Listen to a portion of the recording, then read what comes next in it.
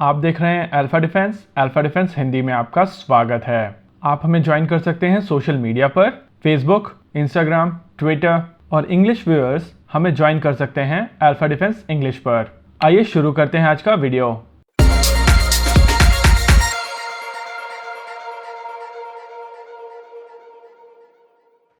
आज के इस वीडियो में हम लोग बात करेंगे लाइट कॉम्बैट एयरक्राफ्ट तेजस को लेके आ रही एक अपडेट के बारे में। ऐसा माना जा रहा है कि भारत की तरफ से ऑफिशियली बांग्लादेशी एयरफोर्स के लिए लाइट कॉम्बैट एयरक्राफ्ट तेजस ऑफर किया गया है। बांग्लादेश में जो इंडिया की हाई कमिश्नर हैं रीवा गांगुली दास, उन्होंने बांग्लादेशी एयरफोर्स के चीफ ऑफ एयर स्टाफ को बुलावा भेजा था। इस इन्विटेशन को एक्सेप्ट करते हुए बांग्लादेशी एयरफोर्स के चीफ ऑफ एयर स्टाफ उनसे मिलने पहुंचे थे। अगर इस डिस्कशन के टॉपिक को देखा जाए तो समझ में आता है कि डिस्कशन बांग्लादेशी एयरफोर्स के लिए नए इक्विपमेंट को लेकर थी, क्योंकि इस डिस्कशन का जो टॉपिक था वो था मैटर ऑफ म्यूचुअल इंटरेस्ट। ये काफ़ी क्रूशल वर्ड है, म्यूचुअल इंटरेस्ट। और जो बातचीत की जा रही थी वो की जा रही थी एक चीफ ऑफ एयर स्टाफ के साथ में, और उनके इंटरेस्ट आमतौर पर क्या होंगे। इस दौरान भारत की हाई कमिश्नर रीवा गांगुली दास ने बांग्लादेशी एयरफोर्स के चीफ ऑफ एयर स्टाफ को जो पेंटिंग भेंट में दी थी वो लाइट कॉम्बैट एयरक्राफ्ट तेजस की थी। इस समय बांग्लादेशी एयरफोर्स के पास में जो फाइटर जेट्स हैं वो काफ़ी ज़्यादा पुराने हैं और उनको नए फाइटर जेट की आवश्यकता है।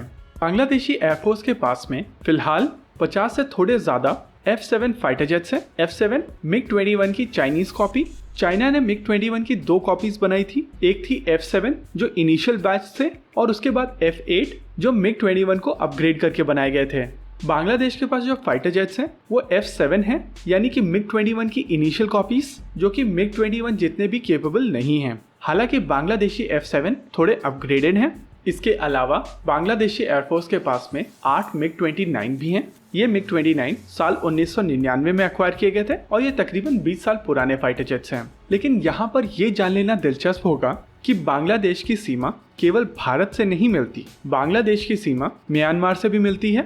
और साल 2008 में बांग्लादेश और म्यांमार के बीच में एक स्टैंड ऑफ जैसी स्थिति बन चुकी थी, और इस हिसाब से बांग्लादेश म्यांमार के हिसाब से तैयार रहने की कोशिश कर रहा है। हालांकि इस समय म्यांमार की एयरफोर्स बांग्लादेशी एयरफोर्स से काफ़ी ज़्यादा केपेबल नज़र आती है।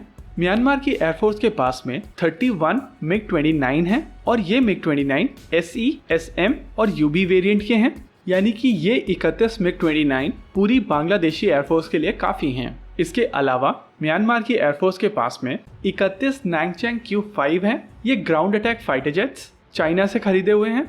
ये फाइटर जेट MiG-19 को इम्प्रूव करके बनाया गया है। इसके अलावा म्यांमार की एयरफोर्स के पास F7 फाइटर जेट भी हैं। ये 21 के नंबर में हैं। साथ ही 6 Su-30 SME हैं और तकरीबन 6 JF-17 थंडर हैं, और इनके अलावा 10 JF-17 थंडर ऑर्डर पर हैं।